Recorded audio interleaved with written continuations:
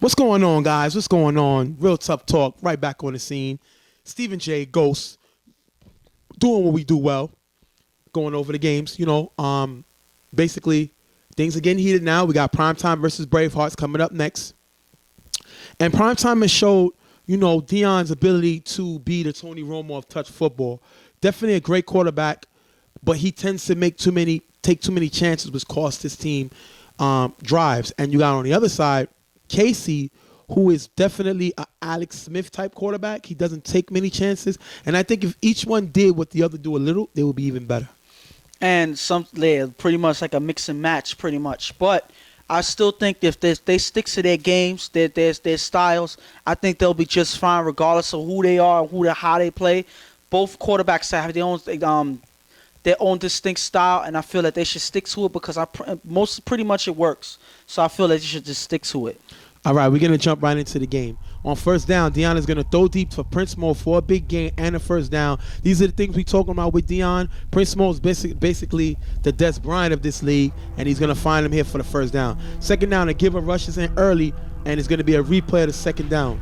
Giver's going to jump over a line again, and it's going to replay again of second down. Third down, Deion is going to find Pratt in the end zone for the touchdown, 6-0. Pratt is really a defensive guy, but he's showing he can play some offense. They finally got him healthy. He's finally here, ready to go. And this was two big penalties on this BraveHearts team, and you can't do that if you want to win in this league.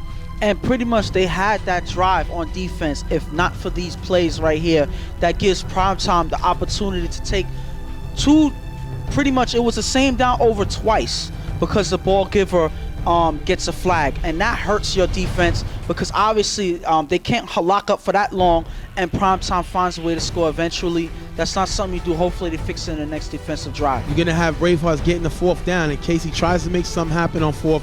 He's going to force a throw. It's going to be intercepted by Prince Mobb, giving the ball right back to Primetime. Remember, they're up 6-0, and these are the things that I say Casey doesn't do well. You know what I mean? He's attempting to make a play happen, and he makes a turnover. Do what you do. Be who you are, and you'll have a lot more success. On the next drive, you're going to have a nice run by Prince, and Primetime offense picks up the block. Decent game on the first down. This team has a running game. You got to be careful what they run. The only team I think runs the ball more effectively than them is the Browns, and I think they're pretty much the same when it comes to the run, both teams. And pretty much that's pretty much how they keep the pressure off the quarterback by running the ball and actually, beating up the defense and, making them sore, tiring them out, chasing the run, and now they're too tired to lock up properly on defense. So it's a way of wearing the defense out during each run. You don't have to necessarily get 10, 20 yards on each run, but as long as you're wearing down the defense, it gives opportunity for Deion to find holes in the defense. Third down, you're going to get Deion, who's going to get blitzed and sacked by Steve. Steve with a big sack, making his impact on defense. Great play takes us into the fourth down. Deion is going to throw a nice pass to B-Roy across the field with a nice gain in the first down. And to me, B-Roy is a man amongst boys. It's hard for them to lock him up one-on-one, and he does a great play here for the first down. Fourth down, Deion is going to make a terrible throw, which caused a turnover on downs, giving the ball back to BraveHearts. And these are some mistakes we see him make, and he does it again here. And pretty much it comes out to which Deion you're going to get. The Deion that's accurate and dangerous on the rollout, or Deion that either makes a bad decision or is inaccurate with the throw. Sometimes you see one, sometimes you see another. You see the inaccurate Deion here, and it causes a turnover. First down, you have a Casey with a good throw in the middle. The receiver's going to make a nice catch, moving the ball. Second down, Casey's going to hold the ball too long. He's going to get baited by B-Roy, who's going to get the interception. Casey's second pick of the day, and now he's getting baited. You can't hold the ball that long. That is not your game. You're a check down quarterback, dink and duck, and when you do this, you turn over the ball, his second turnover of the game. You're going to have first down. Deion is going to throw into the slot right to Prince Mobb, who had Chris guarding him one-on-one. That's a mismatch. Touchdown with the two-point conversion, 14-0. And look at this matchup. Chris cannot guard bigger receivers. This is just not his game. He could be as physical as he want to be, but sometimes the height matters. The height matters, and it does here. Prince Mobb is too much for him. He needed help over the top. He don't get it. 14-0, prime time. And then obviously, as long as Deion is able to put it where Chris can't reach it, it's an easy catch for Prince Mobb, and that's going to happen all day if they don't give him help on the sideline. After marching down the field on fourth down, Casey's going to find prime time for the touchdown, 14-7. This is what Casey needs to do. Take your time, drive the field, and score points. 14-7, right back in the game. and this is a way to strike right back. You know, Casey obviously right back in his stride, able to find his receivers, you know, check down. This is pretty much his style. It works. The defense got surprised by this drive by Casey. He's able to connect with his offense, and they write down one score in this game. The next two plays, right before we go into half, they're going to go to Prince Mo for an incomplete. They're going to go to B-Roy for incomplete. They're not able to score, but the key is they're going after Chris. They know the size matchup. He cannot match up, and they're attacking him, and BraveHearts have to make a change because they're leaving their corner, their smaller corner, exposed. And the thing about it is both B-Roy and Prince Mo are taller than every player on the BraveHearts team. So obviously Chris, who's one of the shorter guys on his team, is not going to be able to hold the sideline by himself. So all they're doing is sending their guys right to the sideline, right to Chris, and they're attacking him. They're testing him. That's going to happen all day if they don't either switch up or give him help on the sideline, because you know that's where they're going to go all day. You're going to have BraveHearts get the ball back on first down, second half. Case is going to take a shot downfield. It's going to be almost picked off by Prince Mo, and BraveHearts going to end up going 4 and out. Remember, it's only 14-7. Third down, Dion is going to go down through the Pret. The pass is called by Prince Mo for the big first gain. For the big first down with a big gain. This was not even for Prince Mo. But this guy is the Des Bryant of the UFL, and he makes a big play here. He does this in the BQFL, and he's showing his same dominance. A few plays later, Dion is going to escape the blitz, find B-Roy for the touchdown with the 2-point conversion, 22-7. When you got B-Roy and you got Prince Mo, they're unstoppable. Them two guys takes this drive and score. And pretty much that just shows how greedy Prince Mo is for the ball.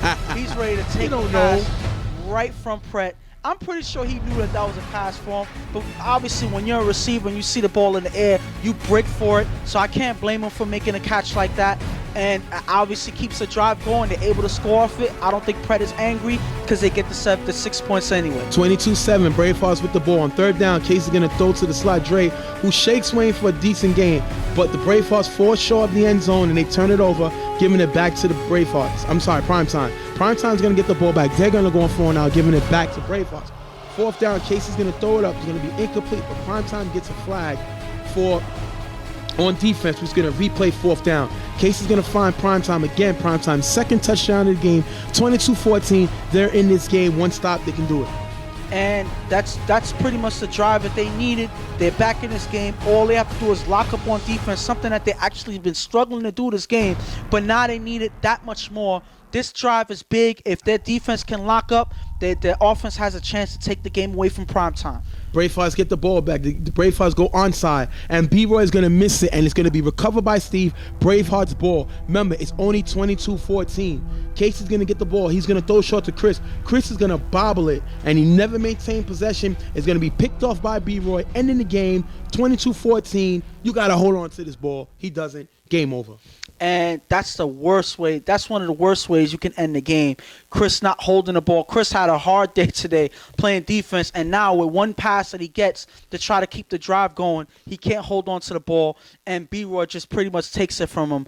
You got to catch these passes. You got to make sure you keep possession of the ball, because now you're giving the defense a chance to make a play. B-Roy runs right to that ball and takes it from you, and that ends the game. Not a way you end the game. Catch those passes. 22-14. BraveHearts take the loss. They go to 1-2 as Primetime go to 2-0. Looking good. Dion has to limit his turnovers. He misses some passes.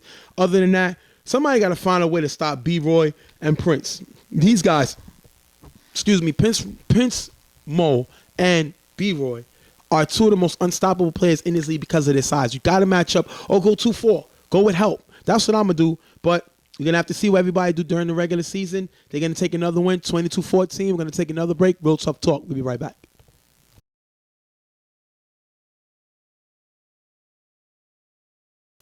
Real Tough Talk, baby. Next game up, we have the U versus IOD. And these are two of the top teams in the league. Definitely, they're more familiar with each other. They both play in 7-1-8 league. So they're familiar with each other. The only thing is, this game, coming into this game, Swiss is hurt. He took a bad injury, I believe, last week. And the question is, can this team follow his lead when he's on the sideline different from when he's on the field? But I think his presence on the field makes a difference. I mean, he's not there. He's on the sideline. It's not the same because Swiss is a playmaker. Swiss is pretty much one of the hearts and souls of this team. So to not have him on the field playing, it's a different atmosphere for underrated, and I don't think they're going to be the same team as you normally see them with Swiss playing. And Shannon gets to start. So I've been told that they're going to go between quarterbacks between Shannon and Swiss. The Kev project is done. Shannon is dangerous. He can take any ball to the house as a quarterback. The question is, now you lose him as a receiver. And I think his defense suffers when he's a quarterback. But we're going to have to see what happens. This game, you're going to have Shorty getting the start over Gotti. Gotti's here, but Shorty gets the start. And he said he has something to prove because I said last week he can't go downfield. That's not his game, and he has something to prove today. I mean, the funny thing is, I don't think he needed to prove that. He does need to prove it. No. Because Stephen J is the man. At the end of the day, it doesn't matter if he needed to or not. The point is, they have a winning formula no matter what quarterback takes the field. Because we already know, we've seen Slasher lead this team to a higher seed in the playoffs more times than not. And Adi, we've already seen his talents on the field as quarterback. So it didn't really matter what he wanted to prove. I guess it's just a personal thing with you. But he didn't need to do it because they have something regardless of who quarterback. Well, he's an all-star, so we know what the guy can do. So he's been an all-star a few times. He just never shows up. You're going to have Shorty getting the start. He's going to throw a nice pass to Costa to start the ball moving. Next play, Shorty's going to go downfield with the throw and finds Joel for the touchdown, 6-0. And the question is, who was Shannon guarding? Look at this. Who is he guarding? And I think, like I said, when Shannon throws, it hurts him on defense and he gets hurt again here. 6-0 IOD. And it comes off as, obviously you said that it hurts his defense quarterbacking because there's so much responsibility being the quarterback and running the offense, and now you have to do your job on defense. Sometimes it's good to just be able to focus on being a player, and when you're a quarterback, you're more than that. You're also like a captain, so it kind of be too much, and it's obviously showing. You're going to have Shannon get the ball back on the return. Nice return by Shannon starting up this U offense. Shannon's going to go on second down. He's going to start with the blitz. The blitz is coming. He's going to get hit, and they're going to end up going 3 and out, not able to move the ball, giving the ball back to IOD. Second down, Slash is going to go downfield to Costa, who Brandon was guarding, but Brandon fell on him, giving him a big play. A few plays later, Shorty's going to find Gotti on the on the pass to the left for the touchdown. Who was number 14 guarding? Look at this again. Look at the switch. He's going to go here. Nobody's guarding him. Touchdown, 12-0. And to me, you could beat the U when they play zone. They're a man team, but without Swiss, they can't consistently go man. And when they go zone, they leave a lot of gaps. It happens again here at 12-0. And it's ironic that you see the opposite happening in this game. You see Slasher Shorty throwing it to Gotti now. For the touchdown. Now, is this going to be something that we see throughout the season? But regardless of what, it works, regardless of who's quarterbacking, and they look like they're moving on offense right now, and the U has no answer as of yet. 12-0. You're going to have the U get the ball back on first and goal. Shannon's going to have a nice run. Shannon then is going to go downfield for the touchdown, but holding his call. If you look here, they was holding. That's how the receiver got open. Some of the players from the U are known for holding. They hold here, moving the ball back. Then IOD is going to come with pressure. Two guys have to stay and block, and they can't hold a blitzer. Shannon's going to get sacked by Gotti. They're going to have to punt, and this is the issue. You can't keep a blocker, and they don't able to stop the blitz and still give up the sack. That's not going to work. The bad part is when you have an extra guy come and stand for the block, you're sacrificing losing a receiver out there to pick up the block, and he still doesn't get it. So pretty much it's a wasted sacrifice if the person that you're keeping short to block is not doing his job anyway. That's an unfortunate play right there for now. 12 for IOD. 12-0. Yeah. For IOD. Well, for the U. 12. You're gonna have 12-0. Joel on this IOD offense. He's gonna beat the defender for a big gain. Great pass by Slasher, showing the arm strength, shutting me up. He does it here again, showing the arm. This is when the U defense play man, and Shannon is spine because the blocker is left with the quarterback. If you look here, they're going to get the stop. See this man-on-man defense? See how Shannon is dropping in zone? He's the cheater because they left a blocker. This is the U. This is their defense. They're going to make a stop. Then you're going to have them go man-on-man again with the blitz. Shannon's just going to miss the interception, and this is what they do when they play man, and they play well. And pretty much that's the scheme that they're going to need to stay in this game, because before then, they were not doing anything to stop IOD's offense. Now they have the man defense working. Now Shannon's able to roam and make plays, and that's key for keeping underrated in the game. They're going to go zone, and the next play, and they're going to get beat, but they're going to take us into 4th down. Shannon's going to almost intercept the ball. After Josh gets the sack here on 4th down, that's going to cause an incomplete turnover on downs, taking us into halftime with the U down 12-0 to IOD. And the U is showing us nothing offensively. Right now, obviously, is it because Swiss is not in this game? Absolutely. I mean, regardless of what it is, obviously they're not coming in this game looking like they're ready to play. IOD is playing at the, they're IOD at this point, and you're not going to beat a team like IOD playing the way that they are. The U doesn't even look like the U in this game, and they need to fix that in the second half. Well, let's slow down. Swiss is hurt. Buckwheat's not. I know that. Swiss is hurt. Buckwheat's not here. So that's a big play. Ben Strait's still not here. So it's not their fault. Wesley's not here. So, I mean, it's a tall order, I would say, yes. I wouldn't expect them to be this flat. Yeah. Because they still got Brandon. But my they point still got is, Kaka. They still got guys who can make plays, listen, but they're flat. I'm saying that they don't look like the U. Obviously, they got guys that are not here, but you have other guys that can compensate and step up when needed to. They're here for a reason. And that's why I say you don't see nobody stepping up and taking over this game. And that's why I say that the U does not look like the U. Because regardless of who's here, who's not, you see guys stepping up to play. And you got IOD doing what they do. It doesn't matter who's the quarterback, how you want it, slasher, shorty, or Gotti. They still do what they got to do, and they're doing it here. You're going to take us to second half. After a bomb that was dropped by Brandon, Shannon's going to keep it for a nice run. And if you look here, he got him. You heard that? One more time. Definitely got him. Definitely got him. Great move by Shannon. Again, you're going to have here, a few plays later, you're going to have, they blitz, and Berger picks up the blitz. And Berger's a great blocker. He has size. He has good footwork. He's going to give Shannon more time, and Shannon's going to beat the defender here for the touchdown. Shannon can beat somebody in a phone booth one-on-one. He can shake somebody inside of a phone booth. He does it here. Barely has any room. He can cut in, cut out, and make the plays. 12-7, use back in. And pretty much they need Shannon on the ball doing everything pretty much at this game, because he is one of the engines of this team in this game right now. He needs to keep it up. He needs to play at a top level to keep the U into this game. Because without him, I haven't seen anybody step up. It's up to Shannon to try to pull him through this game. You're going to have the next drive, the U with the ball. 3rd down, this is going to be terrible defense with the U. I'm sorry, IOD with the ball. Terrible defense on the U. Look at this. 2 guys are on Ace. 2 guys are on Costa. That means nobody is on Eddie, who's left wide open for the touchdown, even giving them a bigger lead, 19-7. And this had to be a zone. Because if there wasn't a man, they didn't know who they was manning. It's 19-7. Regardless if it was man, zone, the one thing that you do know is it's bad defense, and that's not something that you do to an offense like IODs have. Yes, they're not one to blow out teams, but they're one to take advantage when you give it to them, and they do here, and that's another 6 points for IOD. You're going to have Shannon getting the ball back, and he doesn't need blockers here. He's going to have a nice run, about a 20, 25-yard run. Like I said, Shannon is doing it with his feet. Definitely dangerous. Then again, he's going to have a great pass because of the blocks by Berger. One of the top blockers here, he's going to end up to find Kaka. And then 2 plays later, because of Shannon's running, everyone is going to sit. They don't want to move with the guys because they sit. Leave Kaka wide open for the touchdown. 19-14, the U is right back into this game.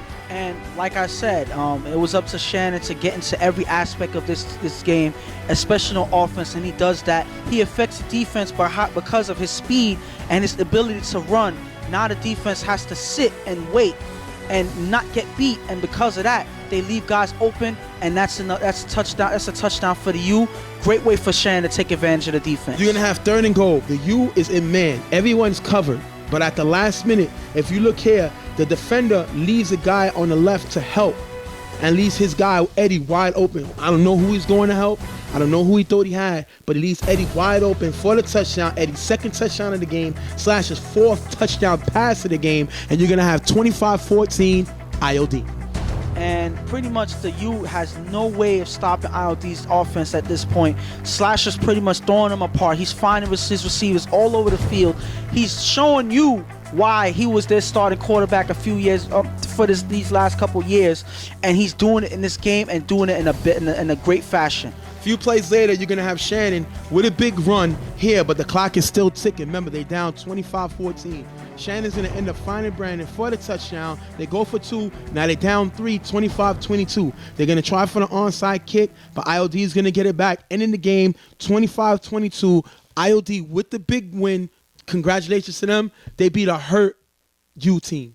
But the funny thing is, a hurt U team, and they was still battling in this game, and they lost by a few points. That's something. That's saying something for the U, knowing that a lot of their guys weren't here for this game, and they still was able to battle ILD when they're playing at their top game. So you give it to the U for sticking to this game. You give it to Shannon for putting his team on his back. Unfortunately, they came up short in this game, and it leads to a loss for the U. Definitely great win for ILD. They moved to 2-0. Their team on a mission. We seen them do this last year. They're playing a lot better, and like I said, they're out for a championship this year. The U is not over. We're just freshening. It's only 2 games in. They're still moving. They're 1-1. No worries. There's a lot of time left. They just got to get Swiss back. This team needs Swiss on the field. If Swiss is not on the field, they don't have a chance. We're going to wrap this game up 25-22. ILD beating the U. Real Tough Talk. We'll be right back.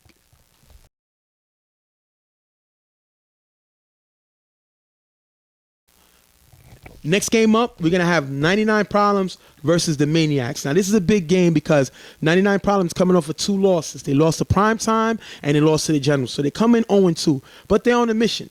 They're not worrying about those games last week. They figure there's a lot of games left this season, and they want to show the Maniacs what they can do. And coming off of, the bad stretch that they had last week, they're ready to take this game and pretty much be the start for their season because they want to put those losses behind them. They're ready to get this win in this game and start the season the way they wanted to. You're going to have, once again, you have Rob getting the start. Mikey's not here. So they're going with Rob. I like Rob. He has a strong arm. He can go downfield, throws a pretty deep ball. I mean, Mikey, I think, is a little more accurate and a little more offensive-minded when it comes to game planning. But I think this guy is definitely a better downfield thrower. And sometimes that's pretty much what you need, a guy that can stretch the field. Mikey is pretty much a check-down quarterback. He's short. He throws his guys short. But when you're able to stretch the field, that gives your quarterback more options. And Rob is that quarterback that can stretch the field and give the offense more options. And I feel like that's all the difference that matters right now, depending on who they play. And I feel like it should be effective if he's able to do it in this game. You're going to get 99 Problems getting the ball. They're going to go 3 and out and end up punting. Then the Maniacs are going to get the ball. They're going to go 3 and out, and they punt it back, giving it back to 99 Problems. Los is then going to throw a pass. It's going to be tipped and caught by Joe, who runs all the way for the touchdown. 7-0. This guy Joe is on fire. He's getting involved, both sides of the ball, doing it here. 7-0. This is I would say, even though it's early, it's week 3, but this is a potential MVP caliber season that Joe is having right off the bat. He shows it again today, showing that he's willing to take his team on his back and carry them all the way to where they need to be. And he shows it early. Second down, you're going to have Greg, who's going to beat the safety of 99 Problems, and Rob is going to make a pretty throw, long, downfield, touchdown, 7-6. And like I said, Rob has a pretty deep ball, finds Greg down the field for the touchdown. And when I say if he sees it, he's going to throw that pass, and the majority of the time, he gets the ball there. He's very accurate with the deep pass, so that's one thing I could say, that he's better than Mikey with the deep pass. He's pretty much an A-side at this point, and he gets them right back, gets the Maniacs right back in this game. Maniacs is going to get the ball, and they're going to blitz Los. Los is going to try to move. We're going to have Greg with a great diving sack. Great play by Greg. You just seen him catch a touchdown. Now he makes a play on defense. Great play here. Then you have 3rd and goal. Los is going to throw a good pass to Javon, who's going to drop the touchdown. Then you're going to have on 4th and goal, he's going to throw it against the receiver, and that one is going to be dropped. These guys are not helping Los out at all. He's getting the ball there. They're dropping it. He needs guys who can catch the ball. I think they need another 5 or 6 Joes because these other guys are not making plays. Last week, we seen David drop a touchdown against, I believe it was Prime Time last week. And these are the mistakes that this team is making, dropping the ball. They're not helping Los. They're going to drop it here, turning over the ball on them. And all they're doing is making Los's job harder, because eventually most defenses are going to break on, are going to find ways to lock up on Joe. Either if they're going to have two guys switching back and forth on him, they're going to be watching him. So your other guys have to step up and make these catches. If not, your offense is going to struggle regardless of who you're playing against. Maniacs is going to get the ball, but they're going to end up going 3 and out and punting, taking us into the half. 7-6. I'm sorry, 7-0. No, I'm sorry, 7-6. Sorry about that, y'all. 7-6. They go into the half with 99 problems up. Neither team is showing much. This game went fast the first half because the guys are very inconsistent. Ain't much really for us to talk about. Too many drops, too many turnovers, going to lead to too many lost possessions. That's going to take us into the second half. On second down, 99 problems, D is going to get a sack on Rob. Big sack by D, because that's going to take us all the way to fourth down, and they're going to get the stop, stopping them from getting the first down, stopping the Maniacs from getting the first down. And this is all D. The sack, the first sack impacted the rest of the drive, and that caused them to go for it on fourth, and they're going to get stopped, turnover. Great play by D. And sometimes the first play is the play that matters the most. If you do not get anything going on the first play, the offense is most likely going to struggle. And obviously, D takes advantage of that by putting pressure on the quarterback on the first play, and affecting his focus throughout the rest of the drive, and it caused a turnover. That's a big way to step up early in the defensive drive and to get your offense back on the field. Los is going to get the ball back. He's going to go a nice pass to Davi, moving the ball. Then a few plays later, he's going to find John, 48 touchdown. Great pass by him. We got a 13-6 game, 99 up. And now 99 is getting back into ahead in this game. Yeah. Obviously, the Maniacs lost their opportunity to take the lead. So now the 99 problem is going to run away with it. You're going to have Rob with the ball. He's going to get sacked again by DD. Second sack of the day. Remember, this is on first down again. That gets us to fourth, and Rob overthrows the receiver. Again, turning the ball over on downs, not giving the first. And D, once again, impacting the drive with a sack on first down. And that's what they need to keep doing. Send D, make sure that he pressures the quarterback and makes Rob lose his focus early in the drive, and obviously affects him throughout the drive because it turns over the ball again. And this is killing the Maniacs. Regardless of what happens early in the drive, you have to find ways to make it happen in the next couple downs, and he doesn't. Fourth and goal, Los is going to get pressured. He's going to throw an interception to Kenny, giving the ball back to Maniacs. Definitely needed that turnover. 13-6, great play by Kenny. On first down, Rob is going to go downfield to receiver, who's going to beat Joe, but drops the pass. Incomplete. We've seen them drop a lot of his passes last week and this week. They're not helping him. Big drop there. On fourth down, he's going to throw a bad throw, turnover on downs, giving the ball back to this 99 problems team. That's the fourth time they were stopped. Definitely not looking good for this team. Los is going to end up finding Joe for the touchdown, ending the game. Joe's second touchdown of the day, 19-6. 99 looks a lot better, but I think it's more of the Maniacs looking a lot worse. And pretty much the Maniacs were given 99 opportunities to get back in this game, every single chance that they got. So you could put this loss on the Maniacs because they didn't play the way that they needed to. Rob was less accurate in this game as he was in the game previously. He wasn't making the passes that he would make downfield. Even when he's missing his downfield passes, their offense is in trouble because that's Rob's bread and butter, and they weren't able to lock up on defense. That's just a total bad game for the Maniacs. And then they got the defending chance next game. They got Carver, their fresh return back to the UFL League. So that doesn't look good for them. But like 99, they go to 1-2. Good win. A win is a win. I don't care how ugly it is, you'll take it. I'd rather take an ugly win than an easy loss. You know what I mean? So we'll take that. I don't really know what that means. Yeah, I'd rather take I'm trying to help you out. An ugly win rather than an easy win, because it's easy to win when you're winning. Yeah. You know what I mean? When the game is close and you make a turnover, you can still turn over and win the game. That's when you really see who you are. That's what I meant to say. Yeah, because I didn't know what you meant. That's why I'm trying to figure out what you trying to say, but whatever. I guess you got it finally. That's going to take us off. We're going to come back with you right now. Real Tough Talk, 99 Problems with the win over Maniacs, 19-6.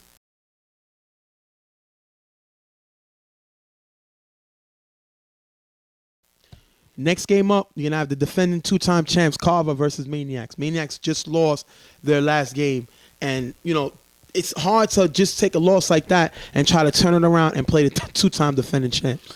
Well, this is there's not much you can say. They just have to, just forget about that last loss because this game is much more important. They have to show what they can do against the defending champs and see if they can actually survive throughout this game because it's a tall order to say that they can win this game after the way they played last game. And the champs definitely got something to be pumped about because they come in starting with the championship picture. And we're going to show Ghost and me and Tim and my sister presenting them with the championship picture. We'll be right back. In here, welcome to defending two-time champs for coming back. Every year we have a tradition. We give out a poster for the championship team because we don't do rings here. So, this is our poster. Congratulations, two-time champs, Carver Mobb. Here you go.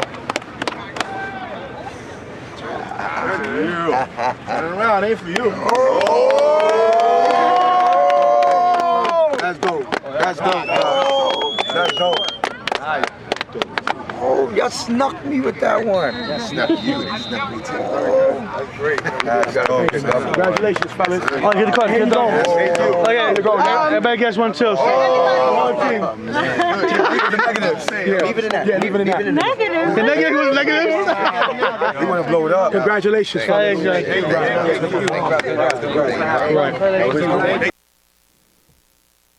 You see, Pam's got emotional. In the picture, if you can see, we're going to show you the picture right now on screen. That's the Carver Mobb team. Few of their players making plays this season. And then you have several people who passed away on their team. You're going to have Chuck's sister to the far left. You're going to have Pam's mom to the far right. And you're going to have Ella, in the middle. So, Ella, y'all know is Moya's daughter who passed away. We got Chuck's sister who passed away and Pam's mom who passed away. So like I said, as a brotherhood, we gave them that. We gave them little pictures also to go with it. We gave them a photo last year. We gave Violators a photo the year before. So we just do that for the teams because we don't give championship rings, but we figure we capture the moment of the season, and I think we did a nice job there.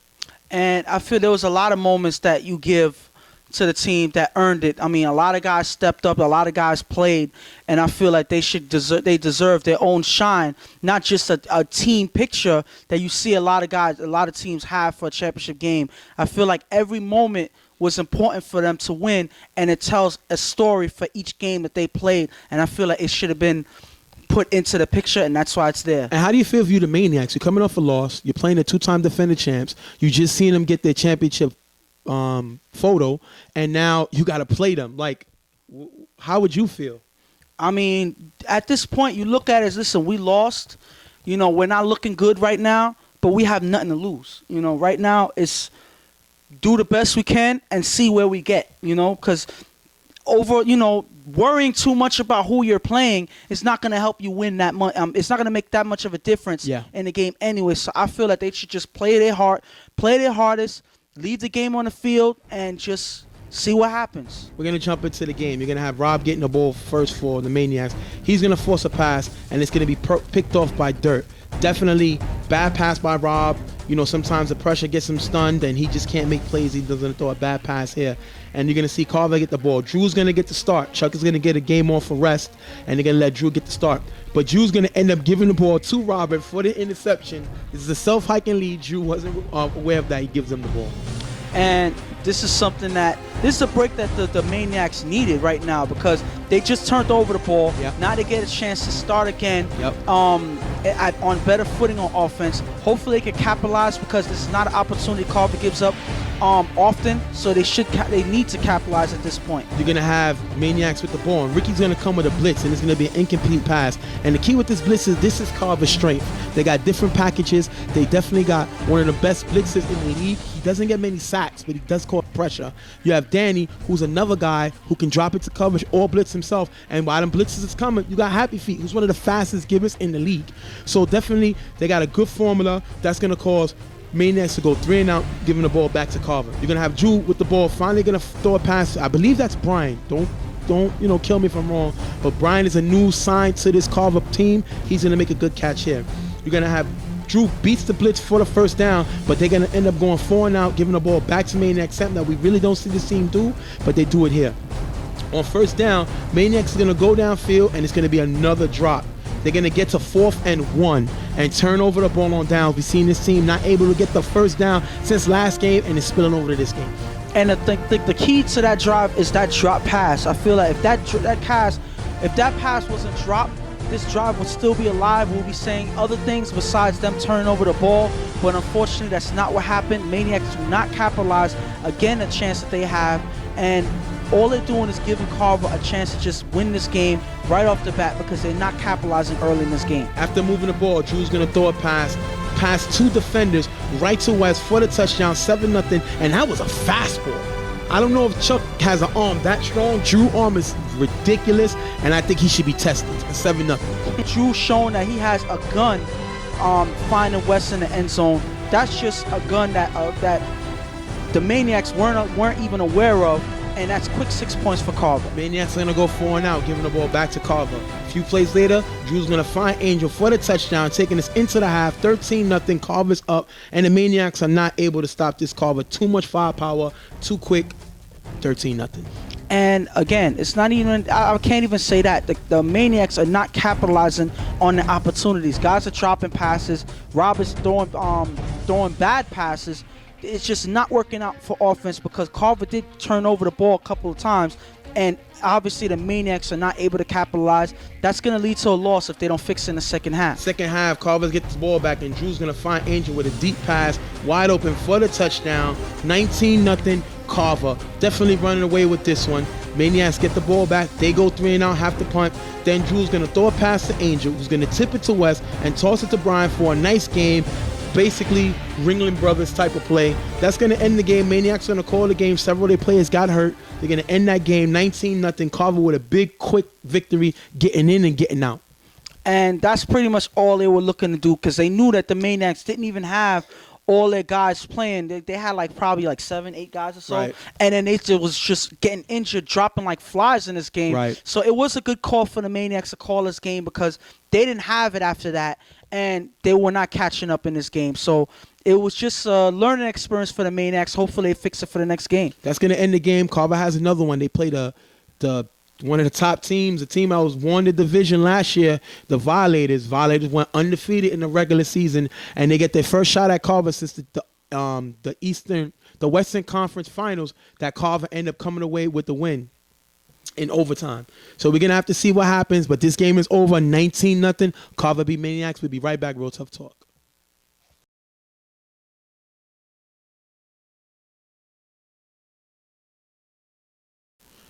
Last game up, Carver, Violators. Rematch, Western Conference Finals. Let's go. The Violators were waiting for this game. First of all, they came off with a loss to Riot Squad in the last game. Yep. So that already is annoying them, I'm pretty sure. Right. And now they get to face Carver, a team that beat them in overtime in the playoffs last year. They are ready for this game. This is a game that I'm pretty sure they feel they need to win. And this either win or go home at this point, even though it's a regular season game, but I'm pretty sure the Violators are going to treat it like a playoff. Violators are 0-2. They need this win because not only would it help them on the winning side, it can set a statement that 0-2 start meant nothing. And Carver, coming off of a fresh win, the Maniacs, they had a chance to let Chuck sit. Chuck is going to throw this game, and we're going to see what happens. Remember, they don't have no Herbie. Herbie's done for the season. Dre left the team, and Fred is hurt, but Fred will play. He's playing with a hurt calf. We're going to see how much limitations he have, and we're going to have to jump right to the game and see what happens. Fred is going to get the ball for Violators. He's going to find Macho for the first down, starting to drive off pretty good. Then Fred, if you look at this play here, this is a play that Fred would run. He doesn't run because of the injury. He can't throw the pass, which is going to be dropped. I don't think he get a lot behind the pass. It's going to be dropped, but this is a play that Fred runs. But because of the injury, I think it limited his running ability. Then they're going to have Fred here. Ricky's going to blitz from the left side, but he's going to fake the blitz, and the blitz is going to come from the right. Fred's going to just get the ball off. It's going to be turnover on downs. This is what Carver does. They scheme. They got packages for the blitz, and they do it again here, stopping Violators, giving the ball back to this Carver. And this is a defense that actually helped them win a championship last year. The blitz was the key to that, and they're utilizing it to the best. It's probably better than anybody else I've seen in this league so far, because they're able to fake and send other guys so you do not know at all which direction they're coming from, and it's effective enough to cause the Violators to turn over the ball early. On fourth down, you're going to have Carver getting the ball back. On fourth, the blitz is going to come. Chuck is going to roll to the right. But Sean is going to get a good shot. It's going to be incomplete pass, turning the ball over on downs. 0-0. This Violators team showing a lot of heart and defense, and they doing it here. You're going to have Violators getting the ball back. On fourth down, look at the blitz package. Ricky's going to fake from the right. Danny's going to come from the left. Freddie's going to beat it, but it's still a turnover on downs, and it's the pressure. It's the pressure. Giving the ball back to Carver. Then on Chuck's next possession, he's going to hold the ball too long, take another shot from Sean. Definitely, you can't hold the ball this long. They're going to end up punting, giving the ball back to Violators. And Chuck is taking a beating. Can't hold the ball that long when you got Chuck coming, and that's what happens. He's when you have Sean, hits. yes. I mean, when you have Sean coming, taking too many hits by Sean, definitely they have the putt, zip. And pretty much that's the aim for Violators. They want to attack Chuck. They pretty much want to beat him up and make him sore enough that he's going to start making mistakes out there on offense, because pretty much he is one of the main anchors of their offense. If you get Chuck out of his game, get him sore, beat him up, maybe that'll give them a chance to have Chuck less accurate out there. And right now, they're effective in forcing Carver to turn over the ball. You're going to have Violators getting the ball back, and Fred is going to come to Macho for the catch. First down. That's Macho's 7th catch of the day. Showing what he can do on offense, that's his 7th catch. Fred is going to come back to him again. That's his 8th catch of the day. Macho's not known to play offense. He's doing it today. He's turned up for this game. He's making plays. Unfortunately, Fred is going to throw them no more, and it's going to be just short of the end zone, turning the ball over, zip, giving the ball back to Carver. If you look at this next play, Chuck is going to be blitzed by Macho. Gumby's going to pick up Angel, but Yomi does not see Joe Blow, who gets behind him. Yomi got to know who to go with, and why doesn't you just put Gumby to pick him up? This was a mismatch. He's going to get behind him. They go downfield, touchdown Carver. Definitely gives them a 6-0 lead. And again, Violators are not necessarily reading the offense properly. They should have known just by the way everybody's lining up that they're going to send Joe Blow right to Yomi. That's a clear mismatch, and obviously they do not pick it up. Nobody comes to help, and it leaves Joe Blow with the one-on-one touchdown pass. You're going to have on an extra point. Chuck is going to have all day with Ricky and Manny blocking. 2 of the top blockers in the league. He's going to finally find Drew. They don't send no help. Drew, who's going to beat Light for the 2-point conversion. 8-0 Carver. Next play, after marching all the way down the field on 3rd and goal, Fred is going to get called for a legal run. 5-yard loss of down. You look here, you cannot run inside of the 5. That's always been the rules in this league. Fred forgets it. He's going to run, lose 5 yards, and a loss of down. But on 4th down, this is what Fred does. He's going to find Ed, who beats Danny for the touchdown, 8-6. And who was Danny guarding? Danny's supposed to have the corner. You're going to have Ed bounce back to the corner. Danny's not there. Touchdown. Take us into the half. 8-6. Violators are right back in this game. And the problem with certain defenses when they're in the goal line is that they decide to go man at the goal line. It doesn't work because your guys on defense do not have enough space to work on man, because all the receiver have to do is create space for that second, and that gives the quarterback the opportunity to throw a pass to the receiver without the defense getting to it. Man does not work in the goal line. You have to go zone at this point.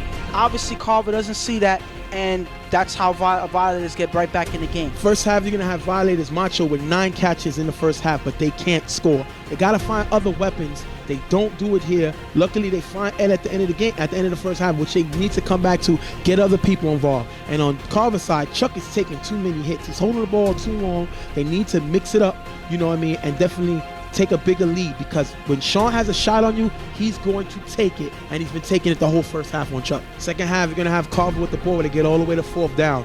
No one is open, and Chuck is going to take off on the right, but Chuck is not the fastest guy. He's going to get chased down by Light, and it looks like he gets tagged before the end zone. 8-6 turnover on downs. The question was this a high tag on Chuck? And it's hard to judge because obviously you see Light coming of 100 miles an hour, I would say. Right. And Chuck is right near the end zone, so obviously Light is going to make a play. It looks like Chuck goes to defend himself, either brace for the tag or whatever. But I can't necessarily say that it was a purposely high tag. It was pretty close. but in the angle that we see, I don't think it was a high tag. So it's a good no call by the ref from what we see. After picking up the first, Fred is going to find Macho for the nice catch. Macho is just playing offense, dominant, getting the ball. He's not known for offense. He's doing it here. Fred is finally going to get time and find Yomi for a nice gain. And one play later, he's going to find Omar in the end zone for the touchdown. Their first lead, 12-8. Great play by Violators. They're right back in the lead, and they take it for the first time of the day. And the key is their defense. They're actually locking up. They're actually forcing Carver to turn over the ball, and they're taking advantage now. If they can keep doing this, they will definitely take the game away from Carver. It's all up to them locking up for this next drive. Now, second down, Carver with the ball. Joe Blow is going to beat Yomi for the first down. Definitely big play by Joe Blow. That's a mismatch. But if you look at this, second and goal, look what Joe's doing. He's talking to Chuck. He sees the mismatch. He's going to go on Yomi. But the question is, where's the safety help? Where is Macho? He got to know for the switch and help him. That's a mismatch. He should have put Yomi to guard Ricky. He doesn't. That's a mismatch. Yomi cannot stay with Joe Blow. The question is, was this a push-off? Nice back shoulder throw by Chuck, but was this a push-off by Joe Blow? I feel it's enough contact from Joe to merit a flag. I really think so. I don't know how they missed that call, because clearly it affected Yomi's ability to make a play on it, or at least to put his hands up, and that gave a window for Joe to make a play, to make the catch without Yomi reacting to it. So I feel like it was merited as a flag. Like, it should have gotten a flag for that. But at the end of the day, you do not put cause a mismatch on the field with Joe and Yomi, because they're gonna attack you all day on it. They get the advantage here, and regardless of the flag or not, this should have never happened to the Violators defense, and you put this on them. Third down, Chuck is going to find West, who's going to lose his defender for the touchdown. With the 2-point, Carver takes the lead back, 16-12. And Violators are in a man. Look at them. They're not even looking at the quarterback. And they're going to bounce. West is going to bounce back to the left and get wide open for the touchdown. And this is what I said early in the game on the other side. It doesn't make any sense to go man in the goal line, because your defense does not have enough time to work on the offense or do anything. All the offense needs to do is make one move, and it's over. So it doesn't make any sense. You just guard your zones, and the guys have more room to work with in the zone. If not, it's going to be plays like this all day by the offense. 21-12, Carver takes the lead. Fred is going to get the ball. He's going to throw Mach, his 12th catch of the day. Mach is trying to get into this game. He's trying to make plays the best he can, doing it on offense today. Offsides on Ricky gives Fred a free play, and he's going to go downfield to Ed for a big first down. Remember, it's 21-12. The clock is moving. Third down, on third and goal. Blitz coming from the left. Fred is going to have a free play, but can't find anyone and gets sacked by Danny. Still incomplete. And if you look at this play here, it's a free play. He had the receiver right here wide open. It looks like Ed. He pumps. Why? Throw the strike there. You get the touchdown. You go onside. He doesn't do it there. He holds the ball, but luckily it was an offside. It was a free play. But you gotta score there. Fourth down 21-12. Fred is gonna force a pass. It's gonna be picked off by Jay. Takes it all the way back down the field for the touchdown. Pretty much ending the game. Carver winning 28-12. Definitely coming through with a win. Definitely violates too many mistakes. And what defines the game is that drive right there. Yeah. That one pass right there defines the game for the Violators. They were not taking advantage at any side of the field, especially there. Fred, why are you hesitating when Ed is open? We've seen Fred make these throws, but I think it's the injury. He's not comfortable, and he can't really get his whole body into the throw. He's playing injured, so you got to give it to him for doing. But this team is not as talented as it was last year. They brought in Gumby, which was a great pickup, but they need somebody on offense who can stretch the field. When you don't got Dre, when you don't got Herbie, you can't do that, and that's what's hurting this team. But the thing is, even then, when you do have opportunities, they're not capitalizing like on this pass. And I'm going to bring it right back to this pass here. Ed is open on this play. You throw it. Fred has the arm to zip it right to Ed in this moment right here now. But because of, I don't know what it is. You said it's because of the injury. It could be whatever it is. The point is, we've seen Fred make throws like this in his sleep, and he doesn't do it in this game. He hesitates, and that caused, in my opinion, the turnover, because that would have been a touchdown, and they would have been right back in this game. Unfortunately, he doesn't, and it's a turnover instead. Violators are 0-3, but they get a lot of games left. You know, definitely not with their undefeated start that they had last year. But this team don't care. They just worrying about making the playoffs. They know they got injuries. They know they're trying to turn it around, and they definitely feel confident and not worrying about this season. And you got Carver on the other hand, who's 2-0, and they're looking good right now. You know, Chuck threw. He made a few mistakes. You know, a few mistakes that we don't usually see Chuck make. The pressure really hurt him this game. And now he plays a riot defense who definitely has Smoke, one of the best givers in the league, chasing him down. And we're going to have to see the matchup with that. But Ricky's a bigger blocker, and we've seen Smoke struggle against blockers that's bigger than him. But the thing about it is, I feel it's up to Smoke to find ways around these blockers, because obviously they outsize him. So because of that, he has to use his speed to his advantage and either try to swim through them. He has to do whatever he has to. But the Riot Squad needs Smoke to put pressure on Chuck in their game, in this game coming up. Because if not, their defense, I'm pretty sure, are gonna struggle without that added pressure on Chuck. Well, we're going to wrap up the show today. We had a dance-off last weekend because a lot of players say they didn't know we're going to rerun it back for this weekend. The best dance after a celebration on a touchdown, get a $30 gift card from Best Buy. So that's great. Unfortunately, I believe it's going to miss Christmas. You know what I mean? So, I mean, what can you do? You know, maybe I'll drop it off to whoever wins it during the week. You know, we'll probably do it like that. We'll figure Whoever out wins some it, way. we'll, like I said, have the best dance. I'm down. I'm doing it. I got my little daughter going to do the dance too. We're going to see who got the best touchdown celebration. But we're going to wrap up the show here. Thank you for being with us. I'm Stephen J. This is my partner, Coast. We're going to see you right back here next week on another episode of Real Tough Talk. We out of here.